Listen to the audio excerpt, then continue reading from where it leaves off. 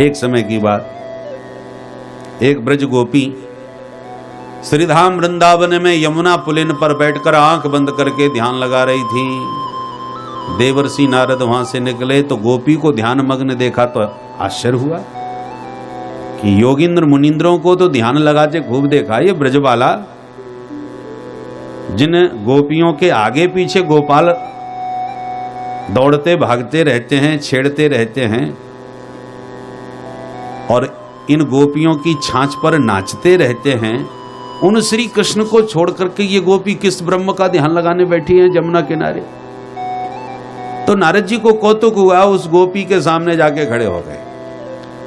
जैसे ही ब्रज गोपी ने थोड़ी देर में आंख खोली तो नारद जी को देखते ही तुरंत दंडवत किया, महाराज जी दंडोत। नारद जी ने पूछा, देवी मैं पूछ सकता हूं जी आंख बंद करके आप किसका ध्यान कर रही थी? गोपी हाथ जोड़ के बोली, महाराज मैं का जानूं ये ध्यान व्यान का होए, मैं तो आफत की मारी, घर की परेशान, अपनी समस्या को समाधान ढूंढने के ताई बैठी हूं। नारद जी बोले, क्या समस्या है हमें बताओ, हम बड़ी बड़ी समस्याओं को चुटकियों में दूर कर देते हैं, तुम्हारी समस्या क्या है?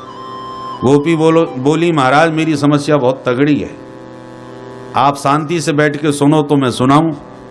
बोले हाँ बैठे हैं सुनाओ। तब गोपी बोली, महाराज मेरी सबसे बड़ी समस्या है नंदो को छोरा, ये मेरे चित्त में ऐसो चिपक करके बैठ गए हो कि आके चक्कर में मुंह पे घर गृहस्थी को कछु काम ही ठीक ठाक ना हो गए। अब आगे पीछे की तो बहुत तेरी समस्या है महाराज, तुम आज की यही समस्या सुन लो। आज मैं सवेरे सवेरे गई गैया दोबे के ताई, मेरी सास बोली बहू जा गैया दोहला, तो मैंने दोहनी उठाई और गौशाला में गैया दोबे चली आई। पर जैसे मैं गैया दोबे लगी सोई नंद को छोरा मेरे बगल में आके खड़ो है गयो और मुस्कुरा के बोलो, अरे भाभी अब सबरो ही दूध निकाल लेगी का, मैं भी सवेरे को भूखो डोल रहा हूं ने मुँहे पे बाय दे। मैं बोली, कन्हैया तू भूखो है, चल मेरे पास में आके बैठ, गैया की ताजी ताजी दूध धारा तो को पिवाऊं, धारोष्ण धारा। सोई कन्हैया ने मेरे पास में आके मुंह फाड़ दियो और मैंने बर्तन की जगह धीरे धीरे सबरो दूध बाके मोहड़े में धो दियो। मैं धोती गई और नंद को छोरा गटागट पीत हो गया और थोड़ी देर में मेरी सास आएगी। होश मोह तब आयो जब सास चिल्ला के पड़ी, ए बहू तेने सबरे दूध को सत्यानाश कर दियो। तब वो ध्यान आयो और मैंने ध्यान से देखो दूध सबरो धरती में गिरो भयो है। मैं बड़े चक्कर में पड़ गई, मैं तो नंद के छोरा को पिबारी, ये दूध धरती में कैसे गिर गया? जब ध्यान से मैंने देखो तो वहां कोई नंद को छोरा ना है, सबरो दूध धरती में पड़ो भयो है। तब धीरे से मेरी समझ में बात आ गई कि वास्तव में कन्हैया ना है, ये मेरी कल्पना का कृष्ण था। मेरे चित्त में चितचोर ऐसो चिपको बैठो है कि निरंतर चित्त वाके चिंतन में डूबो रहे और कल्पना के द्वारा बार बार कल्पना के भाव से कन्हैया मेरी आंखों के सामने आके खड़े हो जाते हैं। जब वो होश आयो तब मेरी बात समझ में आई कि नंद को छोरा ना है, मैंने कल्पना से कन्हैया को बैठा लियो। मेरी सास ने सवेरे सवेरे 1000 गारी सुनाई और फिर चिल्ला के बोली, अब आंखें फाड़ फाड़ के मेरे मोहड़ों का देख रही है, जल्दी जा धान कूट ले, मुंह को भात बनानो है। महाराज मैं भाग के तुरंत मूसल उठा के धान कूटने लग गई। सुई नंद को छोरा फिर सामने आके खड़ा है गयो, मेरे ताई मुस्कुरा तो भयो, बोलो अरे भाभी सास ने ज्यादा कछु सुनाई दई का, कैसे मुंह लटकाए बैठी है? मैं बोली नायक नहीं है, ऐसी कोई बात ना है, तू बता तू कैसे आयो? बस मैं बातें बातें कर भी लगी, होश तब आयो जब सास की आवाज कान में पड़ी, ए बहू कौन से बड़बड़ाई रही है? तब मुंह को ध्यान आयो कि हाँ कोई नंद को छोरा है ना, मैं अपने आप से ही बात कर रही हूं। महाराज मुंह को बड़ी शर्म लगी। मेरी सास ने फिर 10,000 गाली सुनाई और झल्ला के बोली, अब मेरो मोहम्मद देख, जल्दी से मटका उठा, पानी भर के ला, पानी पीवे के ताई एक बूंद ना है घर में। महाराज मैंने मटकिया उठाई और दौड़ के जमुना तट पर जल भरे हुए आई। पर जैसी मैंने जमुना जल भर लियो मटका में, तो मटका ने एक भारी उठावे मैंने एक परेशानी आ गई। मैं सोच रही कैसे उठाऊं, सोई नंद को छोरा सामने आ गया। अरे भाभी मैं ऊंचाई दूं का? मैं बोली अरे लाला बड़े मौके पर आयो, ने एक सारो लगाए दे। और नंद के लाला ने हाथ लगायो, मैंने भी मटका उठायो, जैसे उठायो कि धड़ाम गिर के फूट गयो। हाँ महाराज मेरो मटका फूट गयो, अब बिना मटका के घर जाऊंगी तो सास 1000 गारी फिर देगी, और यही सिलसिला चलता रहो तो काउदना सास मोकू घर से ही निकलवाई देगी, ये तो पागल है गई है, बाबरी है गई है। तो मैंने आज ठान ली कि जब तक मेरे चित्त में ये चित्तचोर चिपको बैठो है तब तक मुंह पे घर को काम ठीक ठाक कबहू है ही ना सके। आज मैंने आंख बंद करके ध्यान लगा के प्रयास कियो या नंद के लाला को अपने हृदय से निकाल के छोड़ूंगी, क्योंकि जब तक ये टेढ़ी टांग वालों ना निकलेगो तब तक घर को काम का चूना है सके। तो मैं आंख बंद करके वही अभ्यास कर रही हूं कि महाराज ये निकल जाए तो मेरो घर में मन लग जाए। मैंने बहुत तेरी कोशिश कर ली बाबा, मुंह पे तो निकसे ना है। अब आप कछु तंत्र मंत्र जानते हो तो बता दो, नहीं तो मेरी घर बसी बसाई घर गस्ती सब चौपट हो बेवारी है। सुन करके नारद जी के होश उड़ गए, मन ही मन विचार करने लगे। प्रत्याहृत्य मुनिक्षणम विषयतो यस्मिन मनोधित सती। सारे संसार का मन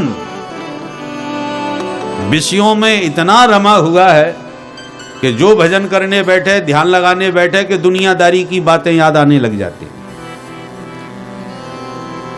भजन में मन नहीं लगता, ध्यान में मन नहीं लगता, क्योंकि दुनिया में मन लगा हुआ है, संसार में मन रमा हुआ है। तो लोग ये समस्या लेके तो संतों के पास खूब आते हैं कि महाराज भजन में मन ही नहीं लगता।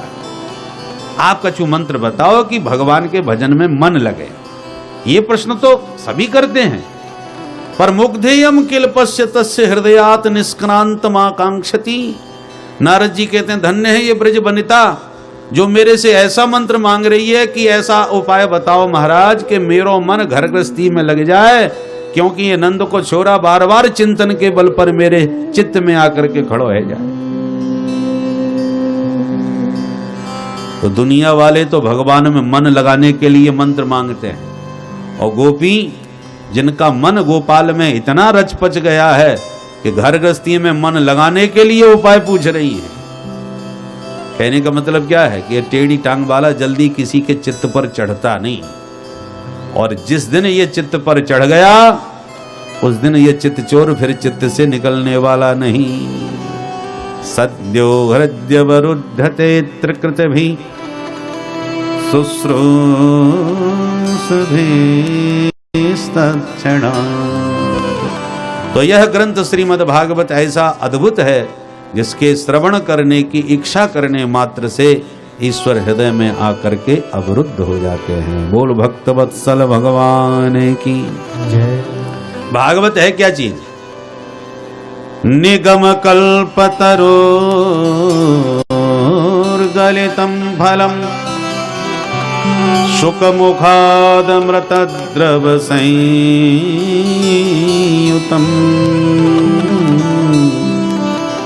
एवत भागवतम रसमालयम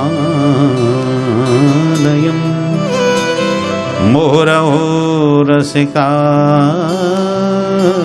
भूमि भावुका। निगम नाम है वेदों का। नितराम गमयति बोधयति स निगमो वेदः। जिस तत्व को न प्रत्यक्ष देखा जा सकता है, जिसके बारे में न कोई अनुमान लगाया जा सकता है, उस तत्व को वेदों के द्वारा ही जाना जा सकता है। इसलिए वेदों का नाम है निगम। निगम कल्पतरोः गलितम फलम। वेद रूपी कल्प वृक्ष का पका फल है श्रीमद् भागवत महापुराण। कल्पतरोः कल्पितम संकल्पितम राति ददाति इति कल्पतरुः। आपने जो संकल्प किया उसको जो तत्काल पूरा कर दे उसी का नाम है कल्पतरु, माने पारिजात, कल्प वृक्ष। तो वेदों के मंत्रों से सकल मनोरथों की सिद्धि होती है, इसलिए वेदों को कल्पतरु कहा। और वेद रूपी वृक्ष का भागवत रूपी फल है। किसी ने पूछा, जब भागवत रूपी फल वो भी पका हुआ वेद की उच्च शाखा से टपका तो फूट भी गया होगा। रसीला फल बहुत ऊंचाई से गिरे तो फूट नहीं जाएगा। पर श्रीधर स्वामी पाद कहते हैं ये फूटा हुआ फल नहीं है, एकदम साबुत है। क्यों फूटा, क्यों नहीं? बोले डायरेक्ट नहीं गिरा, इनडायरेक्ट गिरा है।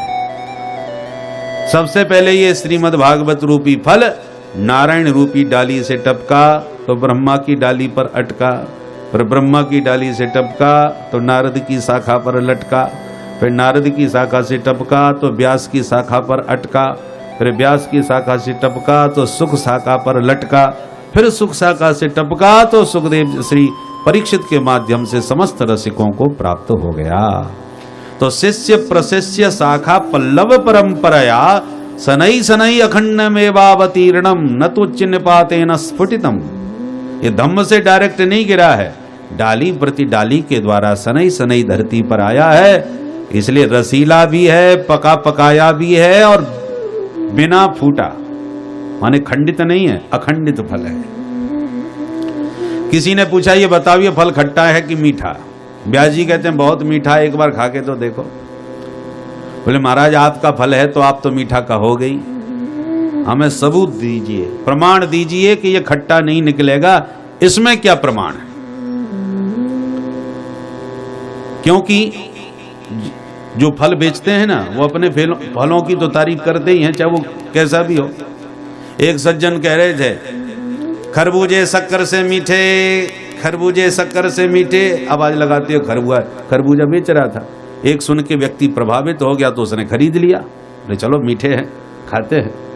पर जब खा करके देखा तो एकदम फीका, तो बड़ा नाराज होने लगा फल वाले पर। क्यों रे, सबको उल्लू बनाते फिर रहे हो, इसमें तो बिल्कुल स्वाद नहीं है। तो बेचने वाला बोला मैं चिल्ला चिल्ला के कह तो यही रहा हूं, खरबूजे शक्कर से मीठे, अर्थात शक्कर डाल के खाओगे तब मीठे लगेंगे। ये मैंने धोखा थोड़ी दिया, मैं तो चिल्ला चिल्ला के बोल रहा हूं खरबूजे शक्कर से मीठे। तो मतलब मेरा सीधा सीधा है कि शक्कर डालो फिर मेरे खरबूजे खाओ, बड़े मीठे लगेंगे, बड़ा स्वाद आएगा। तो ये तो युक्ति है कि अपना माल कैसे ठिकाने लगाया जाए, बेचने वालों की बुद्धि है। तो व्यास जी आपका फल है तो आप इसे खट्टा थोड़ी बताओगे, हमें सबूत चाहिए, प्रमाण। व्यास जी कहते हैं तो प्रमाण है मेरे पास। क्या? सुख मुखादमृत द्रव संयुतम। लोक में प्रसिद्ध है, तोता जिस फल में मुंह मार दे तो आंख मुझ के समझ लेना चाहिए फल बहुत मीठा है। तो मेरे श्रीमद् भागवत रूपी फल में भी तोते का मुख लगा है। कौन से तोते का? सुख मुखात, मेरा परमहंस परिव्राजक पुत्र व्यासनंदन सुखदेव जी का मुख लगा हुआ है। जो सुखदेव जी पैदा होते ही परमहंस बन गए, पिता की पुकार भी जिनको प्रभावित नहीं कर पाई, लौटा नहीं पाई और चले गए वन की ओर, ऐसे परमहंस बीतराग सुखदेव जी के मुख से यह फल उच्चिष्ट है। इसलिए गारंटी से कहते हैं कि यह बहुत मीठा है। इसमें मिठास काय की है ये बताओ? फल में रस होता है, आम का मौसम आ गया तो अमरस तैयार होगा। तो इस भागवत रूपी फल में कौन सा रस है? बोले रसो वैसा रसम हेवानम लब्ध्वानंदी भवति। इसमें वह परम रस विद्यमान है जिसको श्रुतियों ने रस रूप से ही निरूपित किया है। अमृत द्रव संयुतम, अमृत द्रव, अमृत नाम परमात्मा का है। परमात्मा को अमृत क्यों कहा जाता है? क्योंकि संसार में जो भी दिखाई पड़ रहे हैं एक ना एक दिन सबको मरना पड़ेगा, पर भगवान है अमृत, वो कभी नहीं मरते। जो कभी ना मरे वो अमृत, जो मरे वो मृत। तो इस मृत लोक में सभी मरण धर्मा है, पर परमात्मा अमृत हैं। तो उस अमृत रस से, उस परमात्म रस से, जो रस स्वरूप ही हैं, उस रस से यह भागवत रूपी फल भरा हुआ है। पिबत भागवतम रसमालयम मुहुरहो रसिका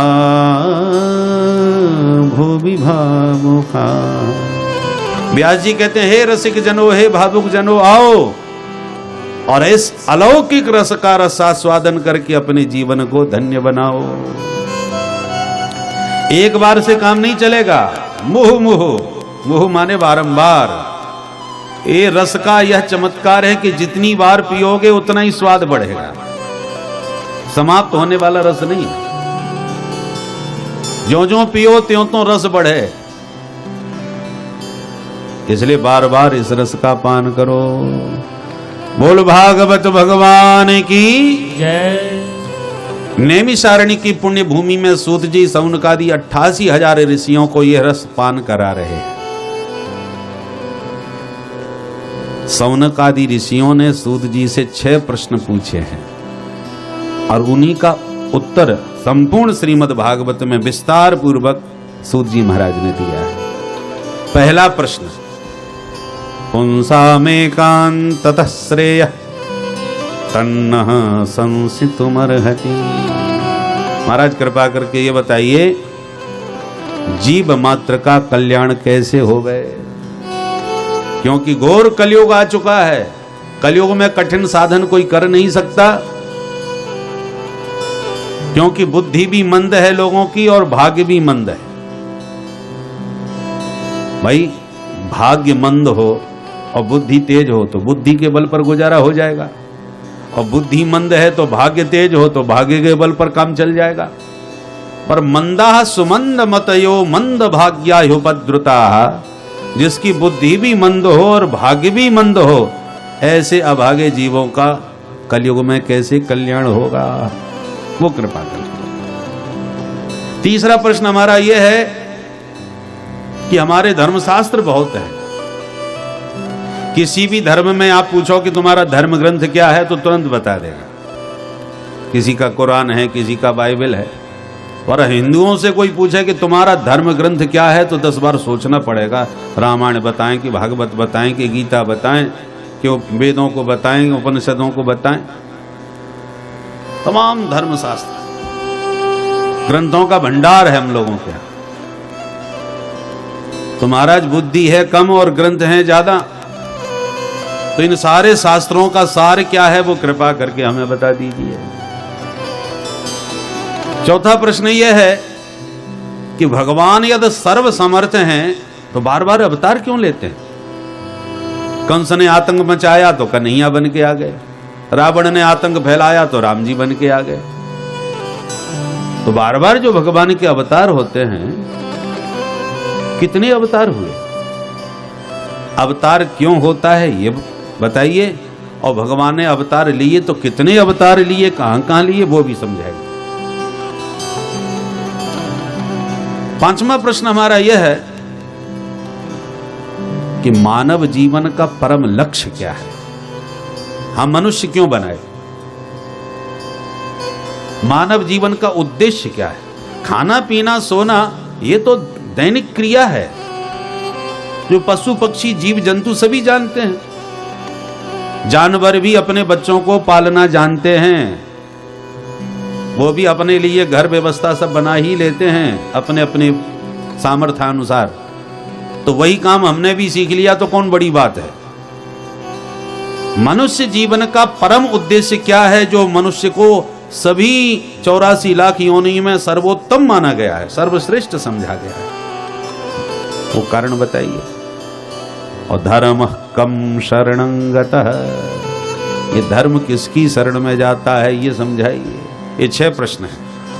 किम श्रेयः शास्त्र सारः कः स्वावतार प्रयोजनम किम कर्म केवताराश्च धर्मः कम शरणं गतः।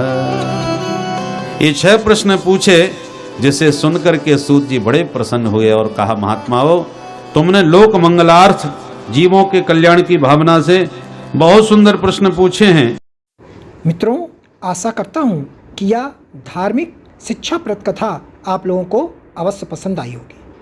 अगर आप लोगों को यह कथा पसंद आई हो तो इस कथा को लाइक करें और अधिक से अधिक लोगों को शेयर भी करें, जिससे कि वे भी इस शिक्षाप्रद उत्तम कथा को सुनकर अपने जीवन को सुखी एवं सामर्थ्य बना सकें। मित्रों, अगर अभी तक आप लोगों ने हमारे चैनल को सब्सक्राइब नहीं किया है तो तुरंत सब्सक्राइब कर लें, जिससे कि नोटिफिकेशन के माध्यम से आप लोगों को हमारे नए नए वीडियोस, शिक्षाप्रद कथाएं तुरंत प्राप्त हो सके और आप उसको सुन करके अपने जीवन को सुखी बना सकें। तो कल फिर किसी नए धार्मिक कथा को लेकर के आप लोगों के समक्ष फिर से प्रस्तुत होंगे। तब तक के लिए राम राम।